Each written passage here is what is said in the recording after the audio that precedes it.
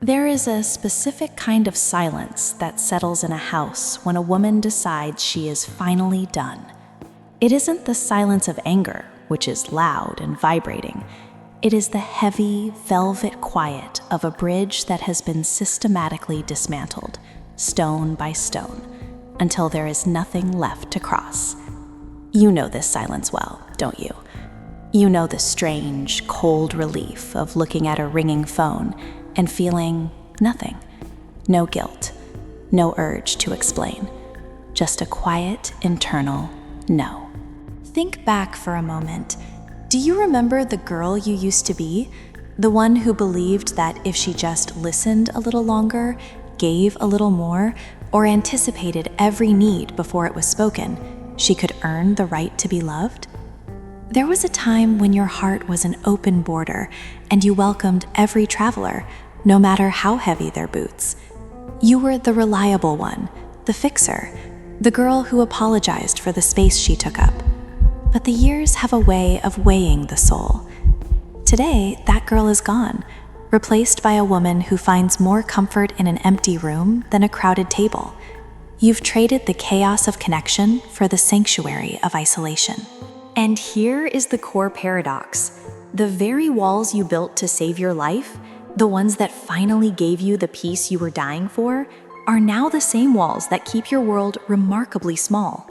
The mechanism that rescued you from the fire of burnout is now the very thing preventing you from feeling the warmth of the sun. You aren't antisocial. You are an overextended soul who reached a breaking point and chose to vanish rather than break. To the outside world, your withdrawal looks like a phase or perhaps a sudden coldness. But psychologically, what you are experiencing is a profound neurological recalibration, an emotional circuit breaker that has tripped to prevent total systemic failure. When we examine the anatomy of the woman who cuts everyone off, we find she is often a survivor of parentification. Early in life, you likely learned that your value was tied to your utility. You became the emotional caretaker, the mature one who managed the moods of the adults around you. This created a blueprint of hyper-responsibility, where your brain's default mode network, the part of you that ruminates on social standing, became permanently stuck in high alert mode. You didn't just walk away, you underwent what psychologists call a total dismissive avoidance shift. This isn't a whim, it is a response to a staggering allostatic load. This is the wear and tear on the body and brain that accumulates through chronic stress. After decades of being the emotional sponge for everyone else's trauma, your nervous system simply reached its capacity. To keep processing the needs of others felt like trying to run a marathon on a broken leg.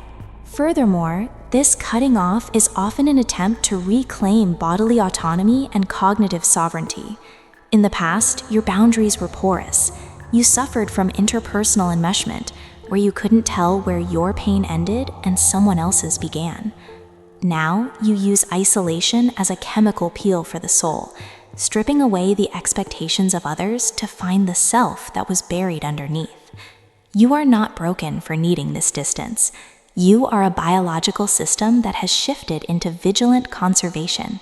You have moved from a state of social engagement into a state of existential hibernation.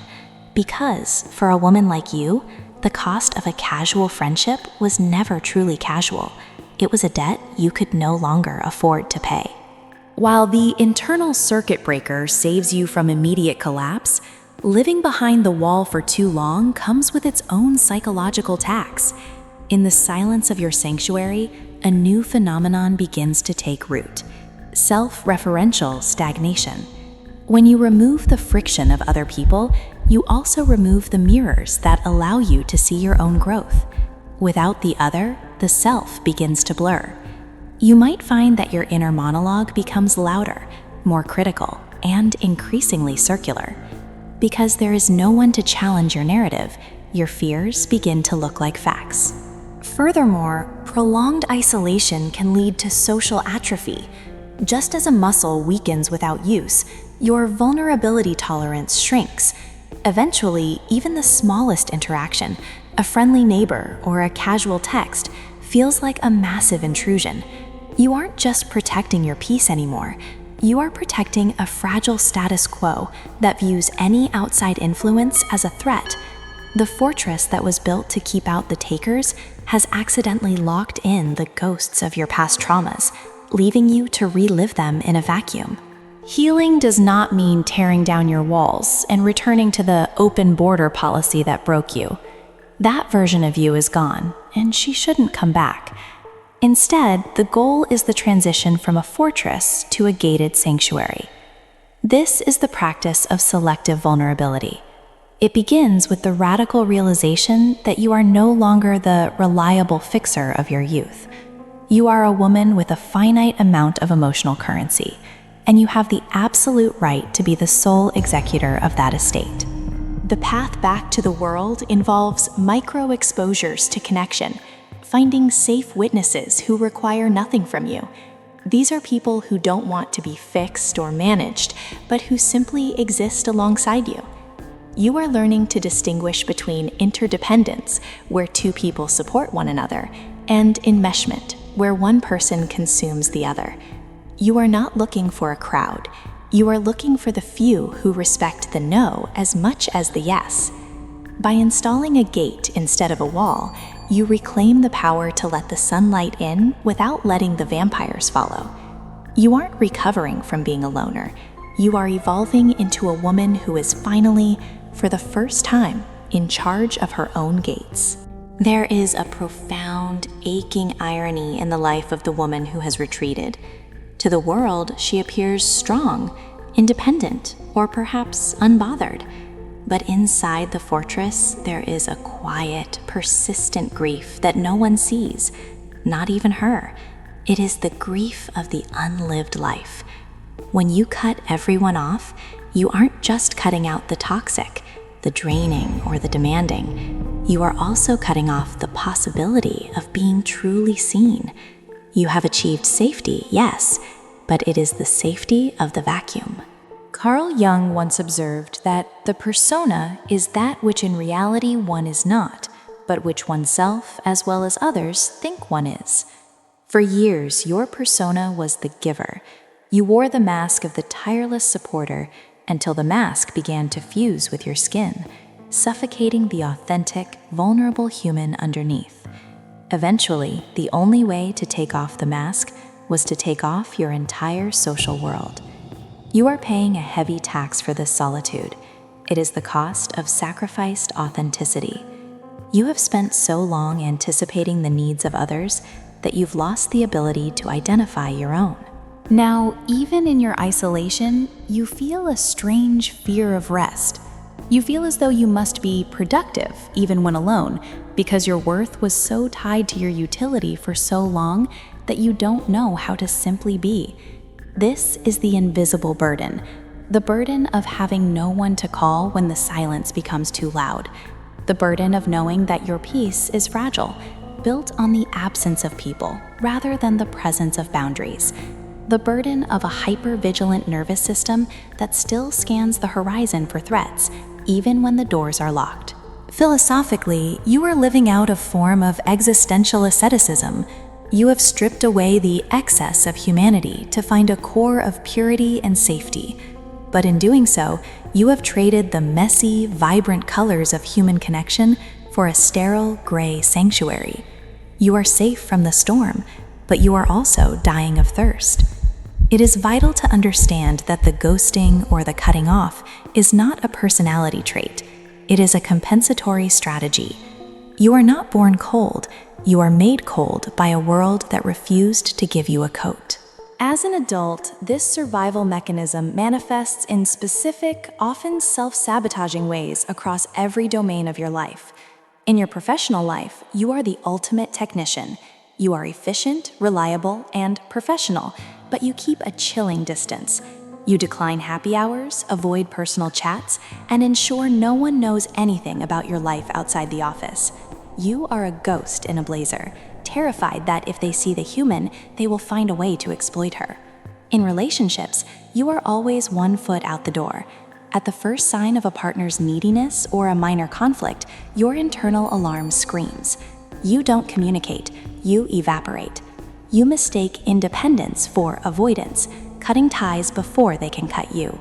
If you have children, you may find yourself swinging between two extremes, either being the perfect self-sacrificing mother, repeating the cycle of parentification, or being emotionally distant as a way to protect your own depleted energy. You fear that your children will eat your life the way others did. You take a strange pride in never asking for help. You would rather struggle for hours with a heavy box or a complex problem than utter the words, "Can you help me?" To you, help is a debt you can never repay. Your boundaries are not fences with gates. They are solid brick walls. You find it impossible to let people in a little bit. It is either all access, which leads to burnout, or no access, which leads to loneliness. You constantly perform a mental audit of your remaining acquaintances. You look for reasons to disqualify them, waiting for the one mistake that justifies deleting them from your life. The first step toward unlearning this is the act of witnessing. You must stop gaslighting yourself. Stop telling yourself you just like being alone. Acknowledge that you are afraid. Witness the pattern without judgment. See the wall for what it is, a masterpiece of engineering designed to protect a very tired, very soft heart. The goal is not to tear the wall down. That would be terrifying. The goal is to start installing a few small windows so you can see the world without having to step into the line of fire. You are not a cold woman. You are a protector who has been on duty for 30 years and desperately needs to retire. The path back from the fortress you've built is not a march toward extroversion, nor is it an obligation to return to the people who once drained your spirit dry. True healing for the woman who has cut everyone off does not begin with opening your front door. It begins with opening the door to the small, shivering room inside your own heart, where the fractured giver still lives. For decades, you operated under the subconscious contract that your existence was only justified by your utility. You believed that to be loved was to be useful, and to be useful was to be exhausted. The first and perhaps most radical step in your healing is the process of inner child reparenting. You must become the guardian you never had. This involves looking at that younger version of yourself, the girl who was forced to grow up too fast, the girl who became the emotional thermostat for her household, and telling her with absolute conviction, you are allowed to be a burden. You are allowed to have needs that no one meets. Your value is not a product of your performance. This reparenting is a slow, quiet work. It manifests in the moments when you choose to rest, even when the house is messy, or when you choose to say no to a minor request, simply because you don't feel like saying yes. You are teaching your nervous system that it is safe to exist without being needed. You are moving from a state of chronic hypervigilance to a state of vigilant self-care. As you stabilize this internal safety, you must move into the territory of shadow work. In the psychology of the cut-off woman, the shadow often contains two repressed elements, your righteous anger and your unmet need for connection. For years, you suppressed your anger because it felt dangerous or selfish. But that anger was actually your soul's way of signaling that your boundaries were being violated. Healing requires you to integrate this anger, not as a weapon to hurt others, but as a compass to protect yourself. The other side of the shadow is the part of you that still deeply craves to be known. When you cut everyone off, you didn't just exile the toxic people, you exiled your own capacity for vulnerability. You likely tell yourself, I don't need anyone, but this is often a defensive grandiosity used to mask a profound fear of rejection. To heal, you must admit, at least to yourself, that you do want to be seen, but only by those who have earned the right to see you. This leads us to the most practical phase of your evolution, the art of the selective gate. Up until now, your life has been binary. Either the border was wide open, or it was a titanium wall. The goal of healing is to replace that wall with a gate, one that you control. You are learning the skill of discernment. This is the ability to observe people over time, looking for green flags of emotional maturity and reciprocity, before allowing them into your inner sanctum. You are no longer ghosting out of fear. You are curating out of wisdom. You might start by allowing one person back in, not to a position of total intimacy, but to the porch of your life. You watch how they handle your boundaries. Do they respect your no? Do they ask how you are doing without immediately pivoting to their own drama? If they fail, you don't have to burn the bridge. You simply close the gate. This is the transition from avoidant attachment to earned, secure attachment. Philosophically, this journey is about the transition from loneliness to solitude. Loneliness is a state of lack. It is the pain of being alone. Solitude, however, is a state of abundance. It is the glory of being alone. As the poet Rainier Maria Rilke beautifully articulated, love consists in this, that two solitudes protect and border and salute each other. Healing means reaching a point where you are so comfortable in your own solitude that any person who wishes to enter your life must be more peaceful than the peace you already have.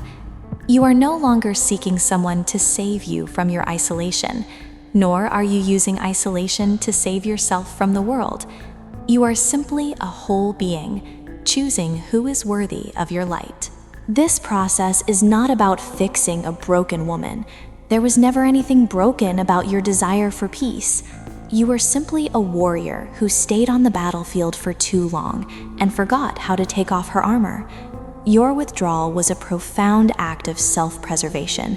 It was the great reset your soul required. But now, the reset is complete. The goal is not to return to the woman you were before the walls went up. That woman was vulnerable in a way that was unsustainable. The goal is to become a new iteration, the woman of selective softness, a woman who knows how to be kind without being a doormat, a woman who knows how to be solitary without being lonely, a woman who has realized that her no is just as holy as her yes. As we close this meditation, remember this: you did not fail at relationships. You succeeded at surviving an environment that asked too much of you. The fact that you are here, seeking understanding, is proof that the fire of your spirit was never truly extinguished. It was just huddled under the embers, waiting for the wind to change. Be patient with your quietness. Honor your need for space. But do not let your fortress become your tomb. There are people in this world who are capable of loving a woman with boundaries. There are people who will find your selective softness to be the most beautiful thing about you. But most importantly, you must be the first person to love yourself that way. You are not cutting the world off. You are finally, after a very long time, plugging yourself back in. If this journey resonates with your soul, if you have felt the heavy relief of the silence and the quiet fear of the wall, know that you are not alone in your aloneness. We are a silent sisterhood of the recovering givers, learning to breathe again. Please share your thoughts in the comments. Your words might be the window someone else needs to see through their own walls. Consider subscribing to join us as we explore the deeper architecture of the human heart. The goal was never to be normal. The goal was to become whole. And you, in all your complex, quiet, and guarded glory, are already well on your way.